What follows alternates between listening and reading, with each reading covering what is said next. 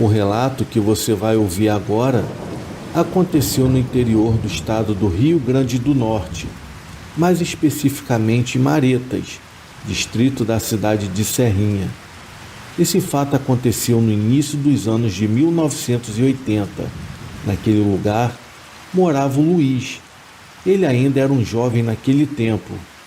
O Luiz namorava uma moça e quase todas as noites ele saía de sua casa onde vivia com seus pais e seguia até a casa de sua namorada, que ficava a mais ou menos 3 quilômetros de distância de onde o Luiz vivia.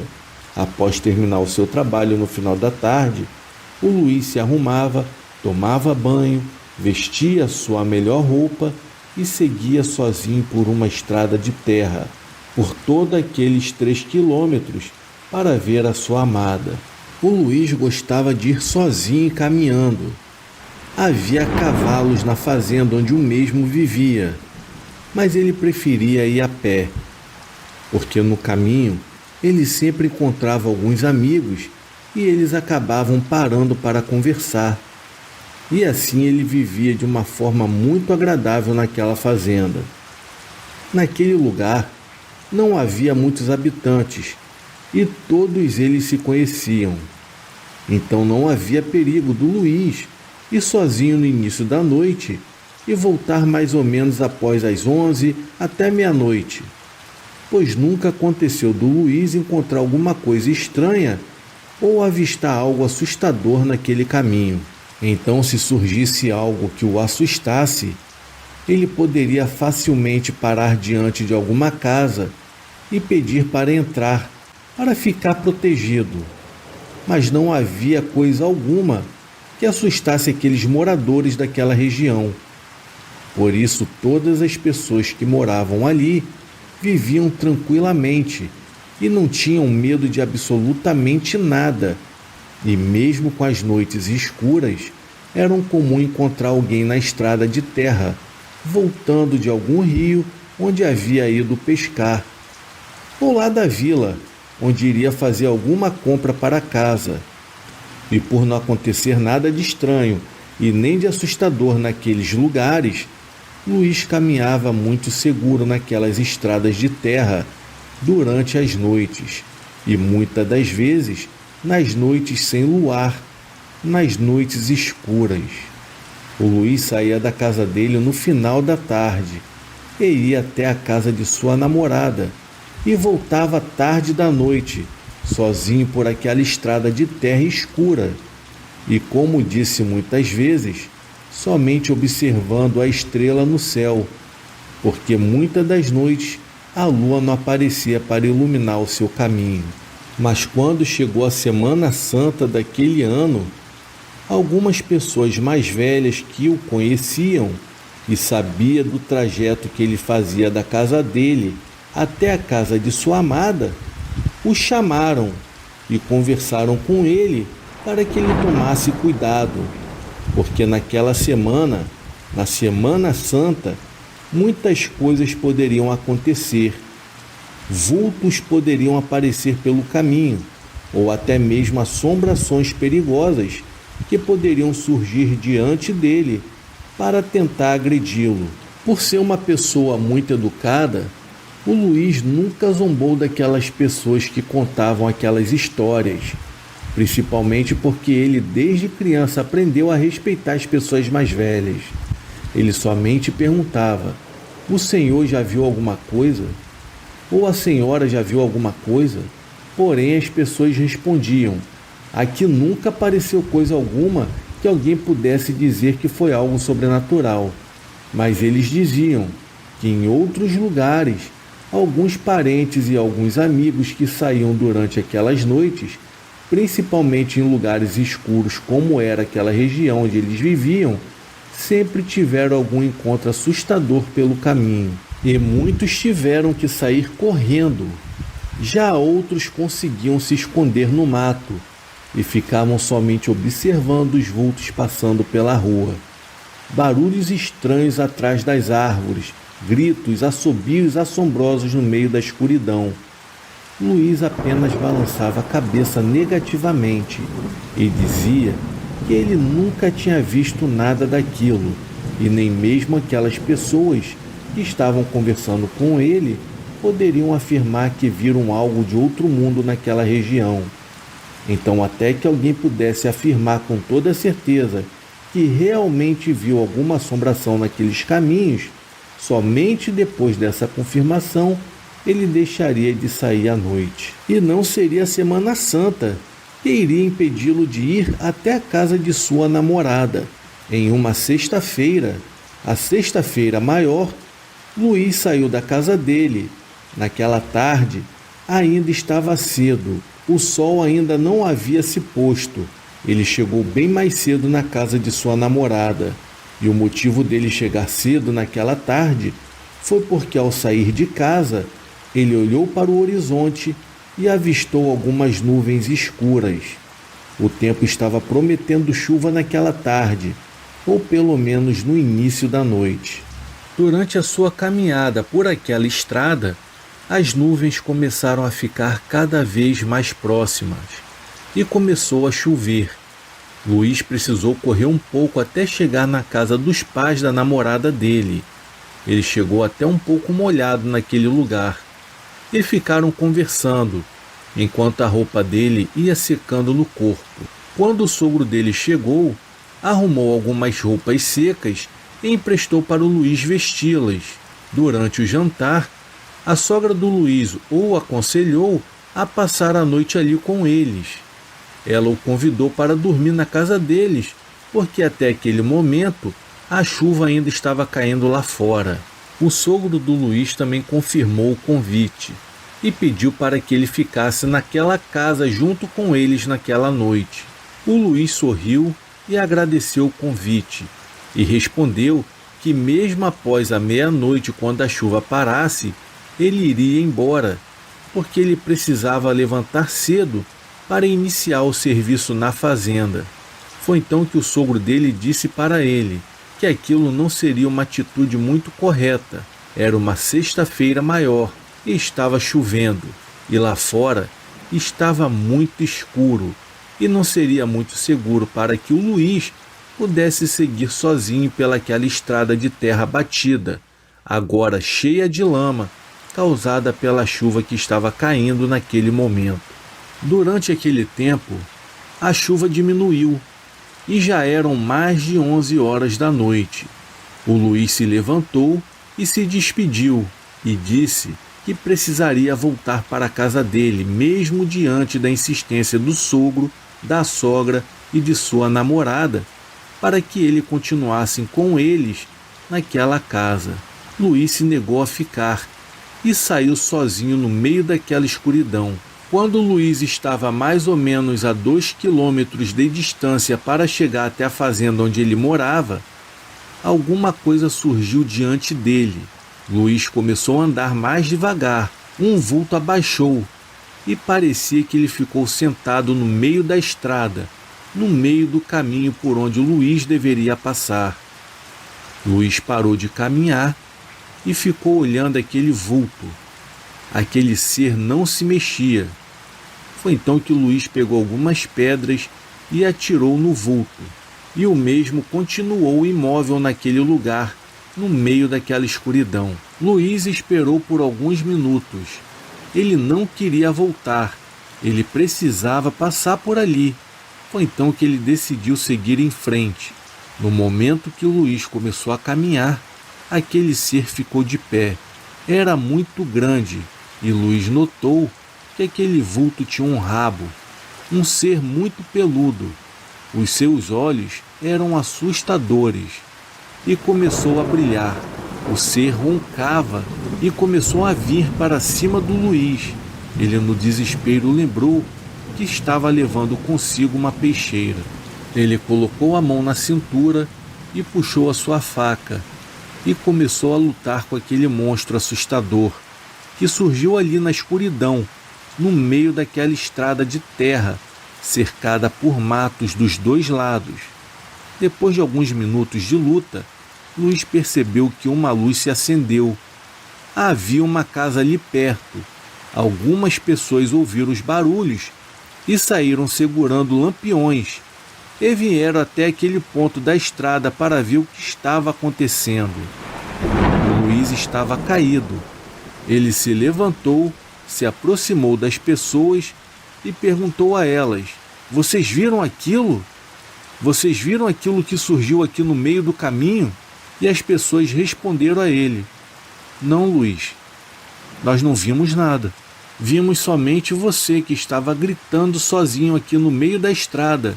E gritava e tentava bater em alguém, mas não havia outra pessoa perto de você." Naquele momento, o Luiz ficou muito assustado. As pessoas perceberam e o convidaram para entrar um pouco na casa. Lá fizeram um café e serviram para ele depois de alguns minutos. Ao se recuperar do susto, Luiz saiu e foi embora sozinho. Daquele dia em diante, o Luiz sempre contava aquela história para as pessoas e até hoje em dia ele continua falando para os seus netos tudo o que havia acontecido naquela noite. O Luiz ainda continua saindo sozinho durante a noite, mas ele não esconde de ninguém o medo que ele tem de encontrar novamente com aquela criatura sobrenatural no meio da escuridão.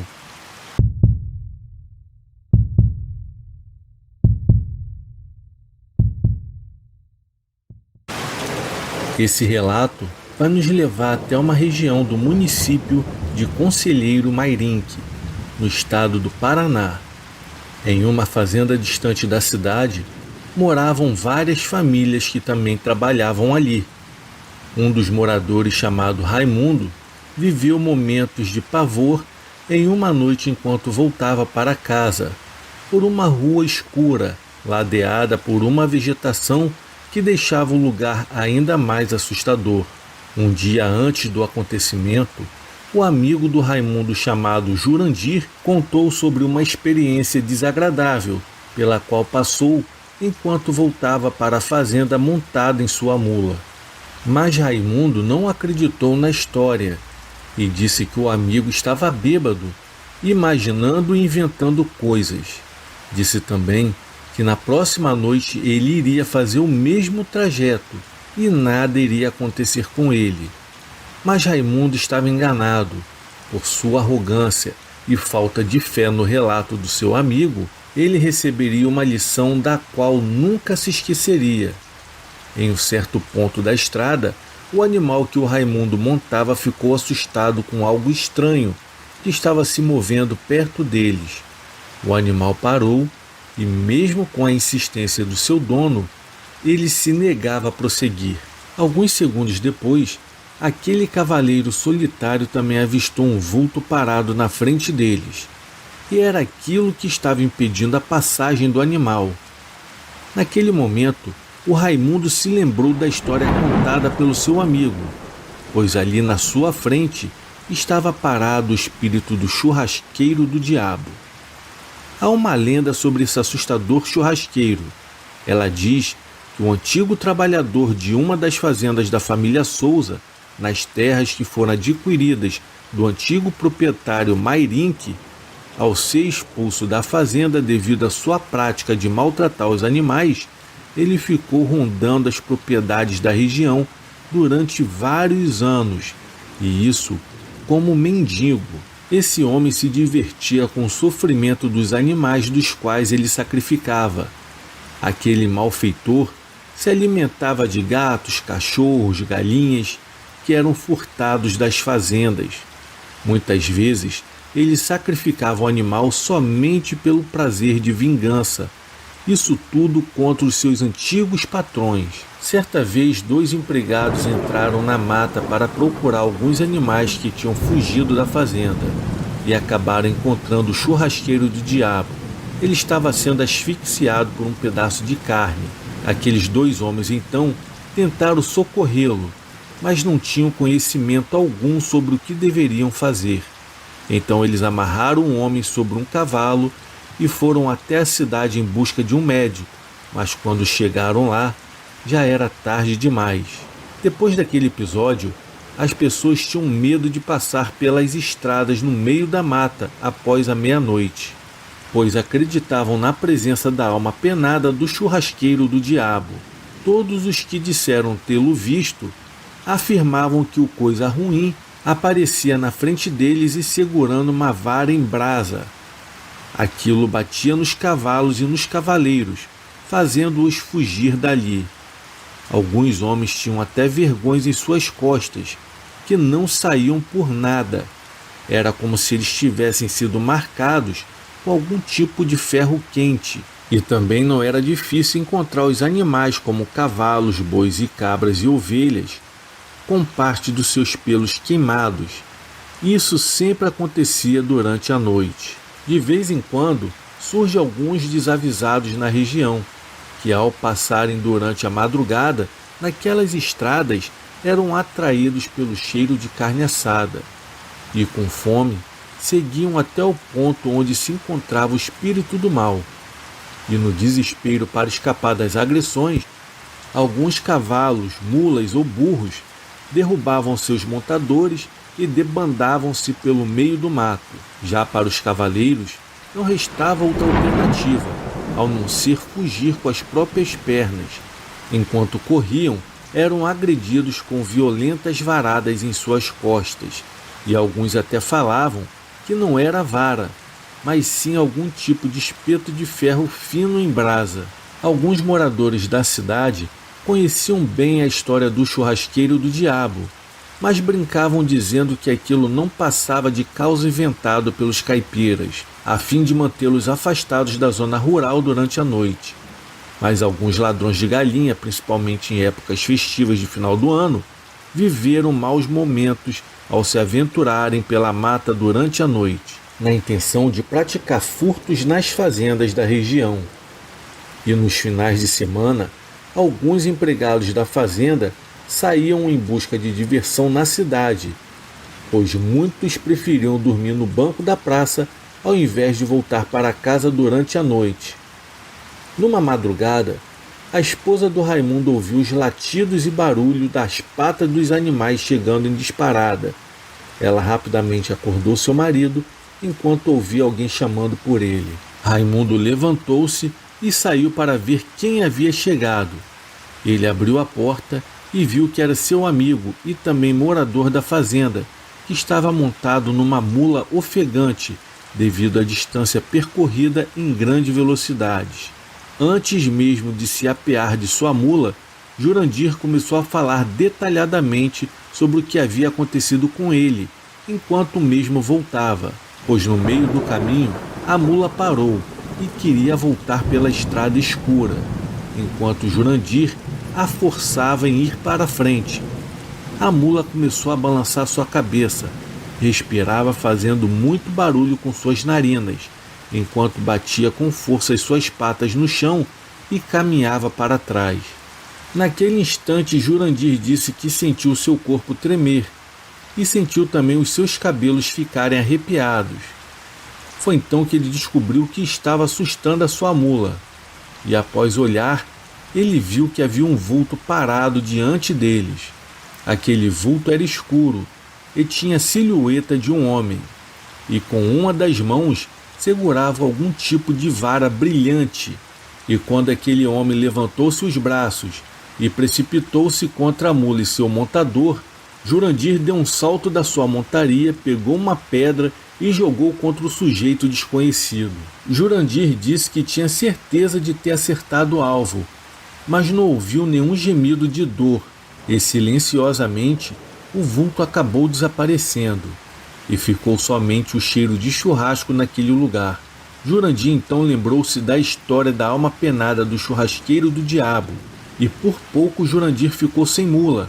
Após o desaparecimento do oculto, a mula saiu em disparada, mas o Jurandir conseguiu segurá-la pelas rédeas. Depois de montar rapidamente, bateram em retirada sem olhar na retaguarda. Aquela mula só parou de correr quando chegou diante da casa do seu Raimundo. Depois de ouvir o relato do amigo, o Raimundo deu uma risada porque não acreditou naquela história e ainda disse que seu amigo estava bêbado. Então o Jurandir o desafiou, pediu para ele fazer o mesmo trajeto na noite seguinte. O Raimundo aceitou somente porque queria mostrar que tudo aquilo não passava de baboseira. No amanhecer daquele dia, Jurandir contou aos outros empregados da fazenda sobre a conversa que teve com o patrão durante a noite. Eles fizeram até apostas. Uns acreditavam que o patrão iria cumprir o acordo, mas outros diziam que não. Naquele dia só se falava sobre aquele assunto na fazenda. O dia passou e a noite chegou. Raimundo chamou um dos empregados e disse que iriam juntos até a cidade e pediu para ele preparar os cavalos. Nem se passava pela cabeça do Raimundo que todos já estavam sabendo sobre o desafio entre ele e o Jurandir. O empregado selou os cavalos e pouco depois seguiram o caminho da cidade de Conselheiro Mairinque. Na fazenda os homens não foram dormir. Todos queriam ver a cara de assustado do patrão quando ele chegasse. E em meia comilança e bebedeira, foi criado um clima de festa entre eles. Na cidade, tudo estava bem com aqueles dois que vieram da fazenda. Depois de colocarem seus cavalos num lugar seguro, com comida e água, seguiram até uma pizzaria, onde ficariam até o seu fechamento, que era às 11h30 da noite. Enquanto caminhavam de volta até o local onde haviam deixado seus cavalos, o amigo do Raimundo fingiu que estava muito embriagado, talvez por medo de pegar a estrada durante a madrugada. Então achou melhor permanecer na cidade até o amanhecer. Raimundo então pegou seu cavalo e seguiu sozinho de volta para a fazenda. Quando já estava bem afastado da cidade, mas ainda longe de sua casa, o solitário cavaleiro começou a sentir um cheiro forte de churrasco. Foi então que ele pensou: a cidade e a fazenda estão distantes daqui, e esse cheiro de carne assada não poderia chegar a esse lugar.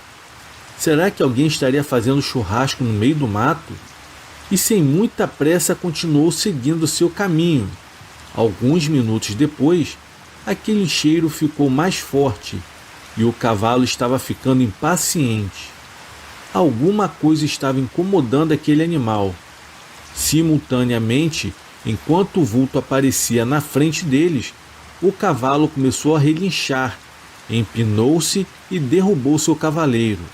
Aquele vulto, segurando o espeto de fogo, investiu violentamente seus golpes contra o Raimundo, que o mesmo caiu e saiu correndo gritando enquanto viu seu cavalo desaparecendo em meia escuridão.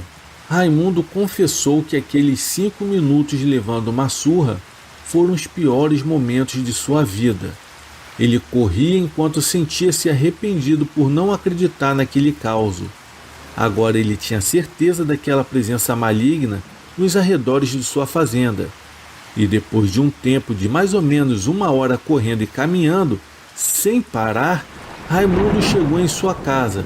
Os seus empregados, que ainda estavam acordados e preocupados, depois de terem visto o cavalo chegar sozinho. Estes mesmos empregados vieram correndo de encontro ao patrão, e não houve nenhum sorriso e nenhuma risada ou piada, mesmo contrariando a vontade, mas porque eles viram que o homem precisava de medicamentos e foram ajudá-lo.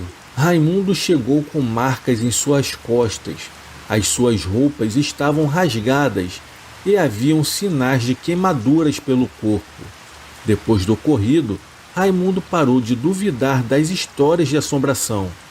Ele podia até não acreditar, mas ficava calado para não brincar com as coisas ocultas. Em menos de um mês, após aqueles acontecimentos, Raimundo foi até o lugar onde os outros 2 homens haviam encontrado o churrasqueiro do diabo caído, enquanto o mesmo se engasgava com um pedaço de carne. Acreditava-se até que era carne de gato, pela grande quantidade de pele jogada ao redor de onde ele morava. Raimundo então ordenou que ali fosse construída uma pequena capela e trouxe também um padre para fazer uma prece pela alma daquele infeliz. Por enquanto, aquela região deixou de ser assombrada.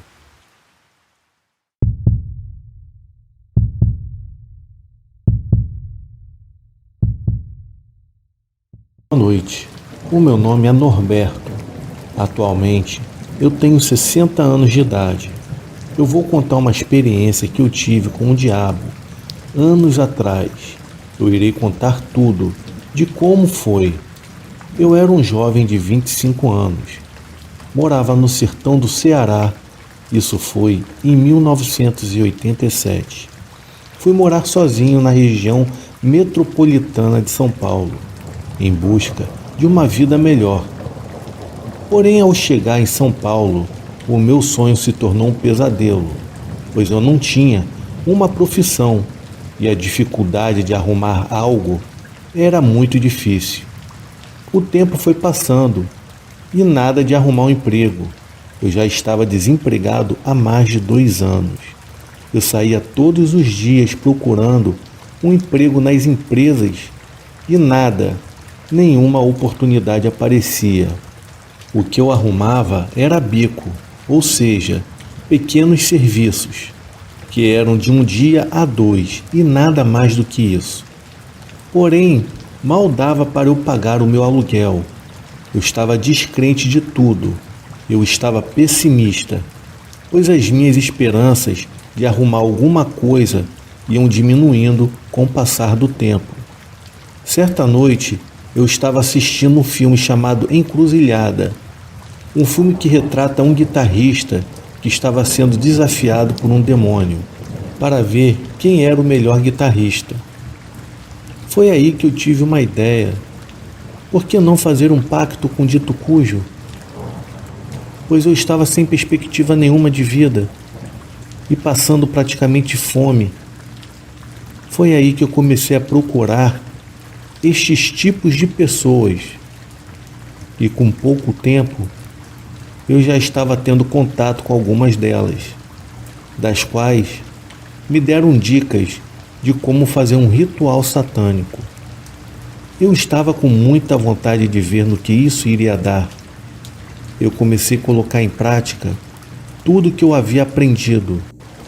E com o passar dos dias, nada acontecia e nada mudava. Eu cheguei a me cortar com estilete e com meu próprio sangue eu desenhava alguns símbolos satânicos no piso de azulejo branco no qual a minha casa tinha. Em seguida, eu dizia em voz alta algumas frases satânicas, porém nada mudava. Os meses se passavam após a minha última tentativa de invocar o dito cujo. Eu já tinha até me conformado de que ele não viria. Então, chegou um momento em que eu só estava pensando em suicídio. A minha casa estava podre, uma imundície que só. Foi quando eu decidi sair de casa para dar uma volta e assim tentar me distrair um pouco. As horas foram se passando. Eu me encontrava completamente desorientado, sem perspectiva nenhuma de vida. Foi então que observei um grupo de mendigos se embriagando. Eu me juntei a eles para conversar um pouco e, quem sabe, beber um pouco de graça, pois eu não estava com dinheiro algum. As horas foram se passando e quando eu olhei para o meu relógio, o ponteiro batia às 2 horas da madrugada. Eu resolvi voltar para casa, aproveitar que ainda havia uma cama me esperando, pois os dias de ficar sem um teto estava se tornando uma realidade em minha vida. Chegando em casa, eu percebi que havia um homem estranho em frente ao meu portão. E ao me aproximar dele, eu percebi que o mesmo estava muito bem vestido, com um terno muito elegante, um cabelo todo penteado para trás, e o seu perfume era algo surreal. Foi quando eu pensei em falar com ele. E o misterioso homem falou: "Boa noite, Norberto." Eu demorei um pouco, pois eu tive que ter a certeza de que realmente você era merecedor da minha visita.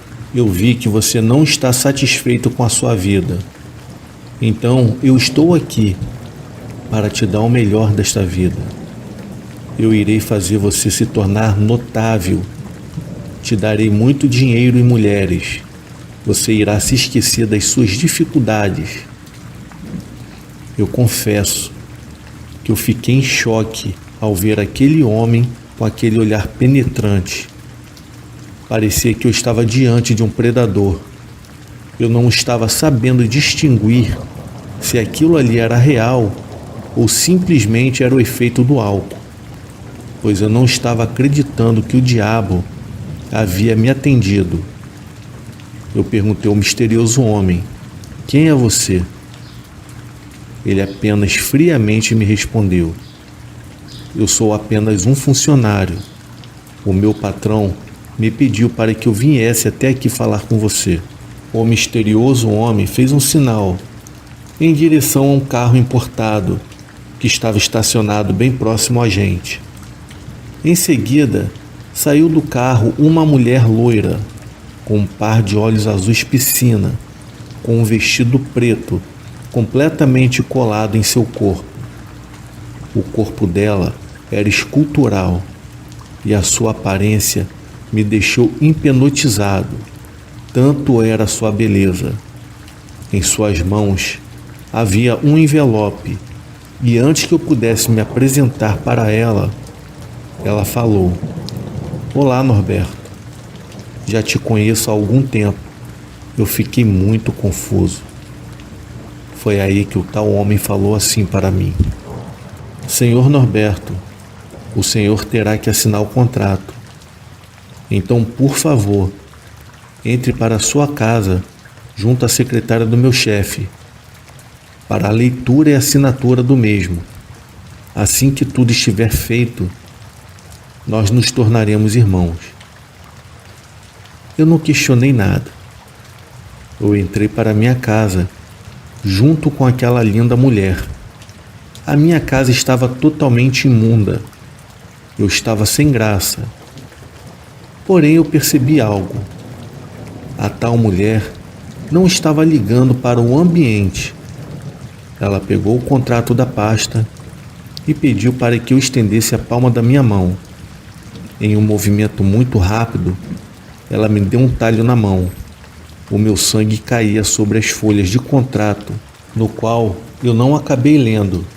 Em seguida, ela pegou um isqueiro Zippo da bolsa e queimou as folhas do contrato que continham o meu sangue. Ela me olhou com aqueles olhos penetrantes e me disse: "Bem-vindo à nossa irmandade. Eu te amo." Ela me deu um beijo na boca e me jogou na cama, montou em cima de mim e começamos a transar loucamente. Eu nunca vi daquilo na minha vida, para falar a verdade. No dia seguinte, eu acordei e não havia vestígio da tal mulher e nem do contrato que foi queimado. O que eu tinha era um corte na palma da minha mão, que era bem profundo. Ao sair de casa, havia um homem que estava me aguardando. Ele pediu para que eu entrasse dentro do carro. Eu fiquei bem desconfiado e mesmo assim eu acabei entrando.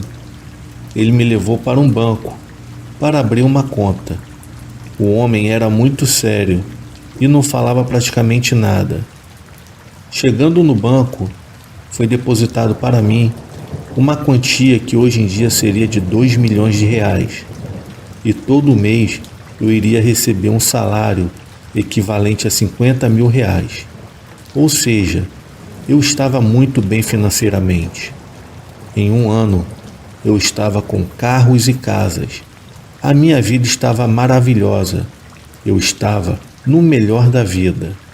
Porém, no segundo ano, após o contrato, eu comecei a me relacionar com a futura mãe do meu filho.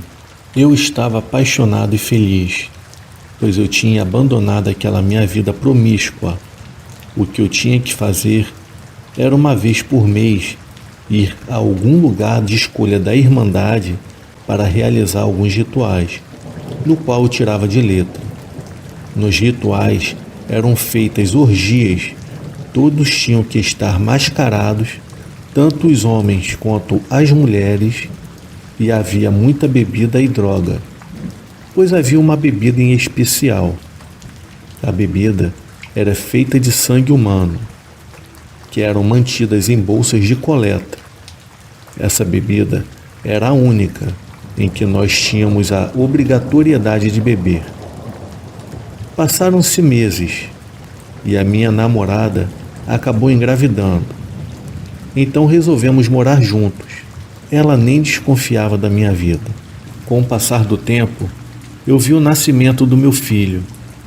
E foi a partir deste ponto em que as coisas começaram a mudar. A mãe do meu filho começou a ouvir barulhos dentro da nossa casa. Barulhos estes, como pessoas andando por entre os quartos, barulhos de talheres sendo mexidos, sem contar com os sons de sussurros durante a noite, quando ela precisava dar de mamar para o nosso filho. Ela chegou ao ponto de começar a escutar durante o dia também. Ela começou a me informar sobre todos os acontecidos. Eu falava para ela que isso era estresse de cuidar de uma criança pequena. Porém, eu sabia que o culpado era eu, pois eu era o canal espiritual que estava em casa.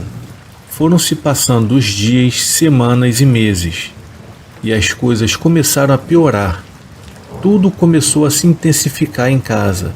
A mãe do meu filho começou a ver pessoas estranhas olhando em direção à nossa casa. Em certas ocasiões, ela até escutou como se tivesse uma pessoa correndo dentro da casa. Foi quando a mãe do meu filho começou a procurar a igreja. Certa vez, quando cheguei em casa, eu encontrei uma irmã da igreja bebendo água e chorando muito, chorando de soluçar, pois ela tinha visto em nossa casa uma mulher com pernas e pés de bode. O seu rosto era todo desfigurado e os seus olhos eram brancos, como se estivessem virados. Segundo a irmã da igreja, a nossa casa estava precisando de uma campanha de oração, pois o que ela viu foi terrível. Quando a mulher foi embora, eu tentei fazer a cabeça da minha esposa, falando que a cristã estava maluca e que a nossa casa era abençoada. Algum tempo depois, a mãe do meu filho me colocou contra a parede e me falou que tínhamos que nos casar, pois estávamos em pecado. Naquele momento, eu vi que ela estava se tornando uma cristã. Eu acabei aceitando o convite e, com pouco tempo depois, estávamos nós nos casando. Ela deixou de ser a minha companheira e mãe do meu filho para se tornar oficialmente a minha esposa. E com isso, eu acabei frequentando aos poucos os cultos religiosos junto com os evangélicos. E após um ano, eu estava frequentando com mais frequência as reuniões evangélicas e o ocultismo já não estava me interessando mais. Eu vi que a vida oculta que eu levava não estava me fazendo bem, e os rituais no qual eu tinha que ir durante a cada mês do ano já estavam se tornando um martírio para mim. E quando eu decidi abrir mão de tudo para ficar com a minha esposa e filho e procurar assim a minha salvação através de Jesus Cristo, a destruição da minha vida havia acabado de começar. A minha casa virou um antro de espíritos malignos. Agora, não só a minha esposa estava ouvindo vozes, eu também comecei a ouvir choros de criança, que muitas das vezes não era o choro do nosso filho. Algumas pessoas começaram a nos perseguir, pessoas no qual eu não conhecia. Foi quando eu contei para minha esposa o que eu tinha feito anos atrás e que o que nós tínhamos conquistado foi através de um pacto que eu havia feito com o diabo. Esse pacto tinha sido com o meu sangue. Após mudarmos de casa, nada havia mudado, pois recebíamos bilhetes com ameaças, até que uma vez eu não aguentei e fui dar parte na polícia. Eu contei para o policial o que estava acontecendo e percebi que o policial me olhava de uma forma bem diferente. O mesmo me conduziu à sala do delegado. Ao chegar na sala do delegado, após ele ouvir todo o meu relato, O delegado me disse: esquece tudo isso, filho. Finge que você não veio aqui e se conserte com quem você está devendo. Suma da minha frente, pois você está em um caminho sem volta. Na mesma hora eu fiquei em choque, pois o delegado me deu todos os indícios de que ele fazia parte da Irmandade também. Ao passar alguns meses, o meu neném contraiu uma doença inexplicável e morreu misteriosamente, pois até os médicos não souberam qual foi o real motivo de sua morte. Na certidão de óbito, colocaram como causas naturais, e aquilo mexeu com todo o meu psicológico. Meses depois, a minha esposa sofreu um terrível acidente de carro, no qual a levou a óbito na hora. Segundo testemunhas, um Opala atravessou o cruzamento e pegou o carro da minha esposa em cheio. O ocupante do Opala fugiu e abandonou o carro. Dias depois, a polícia me informou que o Opala, na verdade, era um carro que havia sido roubado. Ou seja, o causador do acidente está impune até hoje. Na verdade, eu acho que foi algum membro da seita que provocou o acidente e que levou a minha esposa a óbito. Eu estava com a minha vida arruinada, pois eu havia perdido o meu filho e a minha esposa em tão pouco tempo. A verdade é que eu fui perdendo tudo. Eu vi que eu tinha uma maldição por ter me envolvido com coisas erradas. Foi então que eu decidi voltar para o Ceará, após eu ter perdido tudo em São Paulo. Hoje em dia, eu sou um cristão que leva a vida humildemente. Consegui constituir uma nova família, no qual eu tenho uma esposa e um casal de filhos. Hoje em dia eu sou até avô de uma linda netinha, e são eles que me fazem esquecer de todo aquele passado negro e doloroso que eu tive na minha vida.